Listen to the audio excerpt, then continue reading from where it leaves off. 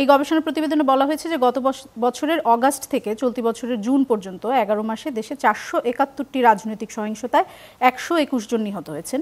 এসব ঘটনার 92% সঙ্গে বিএনপি, 22% সঙ্গে আওয়ামী লীগ, 5% সঙ্গে জামাত, 1% সঙ্গে এনসিপি জড়িত।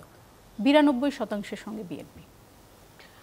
রিপোর্টটি দুঃখজনক এই কারণেই বলছি, এটা বিএনপির জন্য দুঃখজনক। রিপোর্টের যারা তৈরি করেছেন তাদেরকে আমি দোষ দিচ্ছি না, এবং আমরা লক্ষ্য করেছি যে রিপোর্টের কোনো অংশ, পলিটিক্যাল পার্টিগুলো নর্মালি এতদিনের কালচার যেটা, যে অংশটুকু তাদের পক্ষে যায় সেই অংশটুকু খুবই জোর দিয়ে বলে, এবং যে অংশটুকু তার দলের বিপক্ষে যায় সেই অংশটুকু তারা হাইড করার চেষ্টা করে। আমার মনে হয় গণঅভ্যুত্থান পরবর্তী বাংলাদেশে আমরা যেই রাজনৈতিক দলই করি না কেন, আমরা একটা নতুন রাজনীতির স্বপ্ন দেখেছিলাম, আমরা একটা নতুন রাজনৈতিক বন্দোবস্ত কায়েমের জন্য আমি অন্তত মাঠে নেমেছিলাম।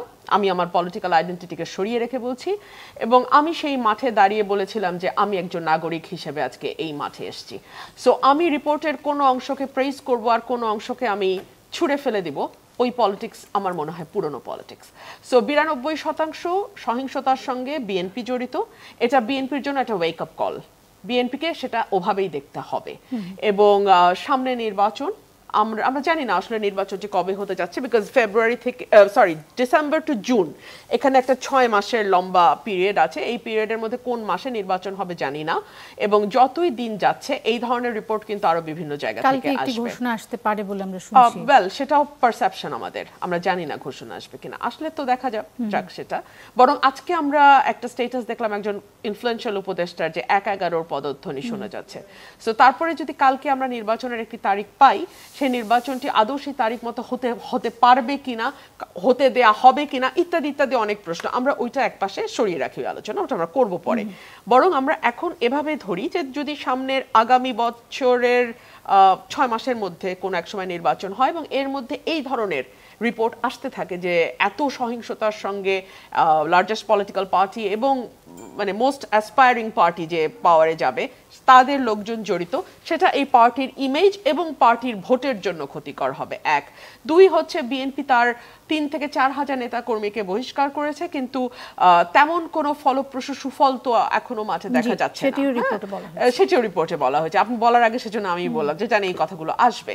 সো এগুলো আমার মনে হয় বিএনপিকে আরো সিরিয়াসলি বিষয়গুলো নিতে হবে, এবং বিএনপির যেই লেভেলের নেতাই এই ধরনের কর্মকাণ্ডের সঙ্গে জড়িত থাকুক না কেন, সে যত বড় বা যত ইনফ্লুয়েন্সিয়াল বা যত প্রিয় নেতাই হোক না কেন, কিংবা সেই নেতার পরিবার হোক না কেন, সেই ব্যাপারে দলকে খুব শক্ত পদক্ষেপ যদি না নেয় তাহলে বার্তা খুব ভালোভাবে পৌঁছবে না।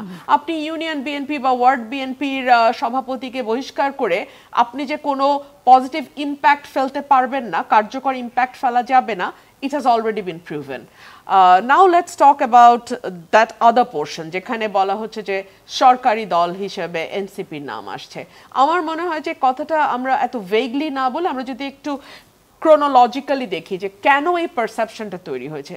পারসেপশনটা তৈরি হয়েছে তার অনেকগুলো কারণ আছে, এবং perception is very important in politics. আপনি ব্যক্তিগত জীবনে সাধু হতে পারেন, কিন্তু পারসেপশন যদি থাকে যে আপনি আপাদমস্তক একজন লুটেরা, তাহলে পলিটিক্সের মাঠে আপনার টিকে থাকা মুশকিল হবে। আমি একটা ব্যক্তির কথা বলছি, মানে একজন ব্যক্তি হিসেবে বলছি, বাট এটা একই ক্ষেত্রে দল, গোষ্ঠী, সমর্থক সকলের ক্ষেত্রেই প্রযোজ্য হয়। সো পারসেপশনকে আপনি উড়িয়ে দিতে পারেন না, পারসেপশন ভীষণ গুরুত্বপূর্ণ পলিটিক্সে। কেন এই পারসেপশনটা তৈরি হলো এই কারণেই, যখন আমরা দেখলাম যে ডক্টর মোহাম্মদ ইউনূস দেশের বাইরের গণমাধ্যমকে বললেন আমি ছাত্রদেরকে বলেছি দল করার, না হলে এই 24-এর অভ্যুত্থানের স্পিরিট নষ্ট হয়ে যেতে পারে, সো বেহাত হয়ে যেতে পারে, এইটা বলার মাধ্যমে উনি একটি দলকে বা একটি গোষ্ঠীকে ওন করলেন। কিন্তু এই যে গণমানুষের অভ্যুত্থান, যে অভ্যুত্থানের খুব ছোট একটা অংশে আমি দাঁড়িয়ে আছি, খুবই ছোট একটা অংশে কামাল ভাই দাঁড়িয়ে আছেন, খুবই ছোট একটা অংশে দোলা আপনি দাঁড়িয়ে আছেন, যার যার রাস্তা থেকে শেষে এই অভ্যুত্থানটা তৈরির জন্য, প্রেক্ষাপট তৈরির জন্য এবং মাঠে থেকে যে যখন যেভাবে পেরেছি আমরা কাজ করেছি, আমাদেরকে আদার্স করে দেয়া হলো। 2 হচ্ছে, যখন আমরা দেখলাম যে নাহিদ মন্ত্রিসভা থেকে পদত্যাগ করার পরে উনি একটি দলের দায়িত্ব নিলেন, এবং তাকে গুড বাই বলার সময় প্রেস সচিব একেবারে দরজা পর্যন্ত এগিয়ে দিয়ে বললেন আমরা ভবিষ্যৎ প্রধানমন্ত্রী হিসেবে তাকে দেখতে চাই, তখনই বোঝা গেল যে কতটুকু টান এবং ভালোবাসায় দলটির প্রতি প্রধান উপদেষ্টার আছে বা প্রধান উপদেষ্টার ক্যাবিনেটের আছে।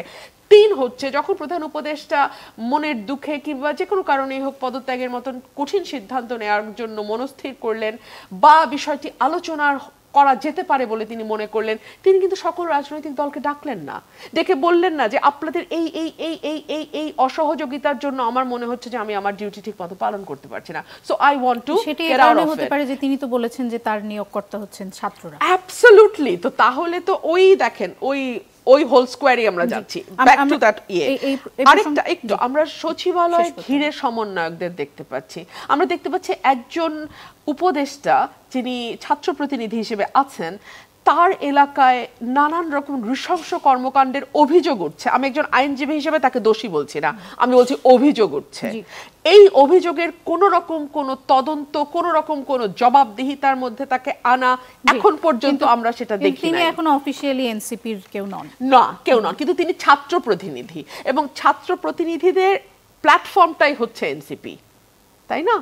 সো এটা পারসেপশন তৈরি করে। আমরা লিগালি অনেক সূক্ষ্ম আর্গুমেন্টে যেতে পারবো, আমি ওখানে না, আমি ওখানে আছি। আলাউদ্দিন মোহাম্মদ বলছিলেন যে কোনো লাভ নাই। আসিফ মাহমুদ বিএনপিতে যেতে পারেন এরকম একটি পারসেপশন এবং ডিসিএসপি দেরকে আমরা দেখেছি সরকারি নির্দেশে সহায়তা করতে, তাদের ইনঅগারেশন সেরেমনিটা যাতে তারা খুবই জাঁকজমকপূর্ণ ভাবে করতে পারে, লোক সমাগম যাতে হয়, পাবলিক ট্রান্সপোর্ট তারা অ্যারেঞ্জ করে সরকারি ভাবে, এগুলো আমরা দেখেছি।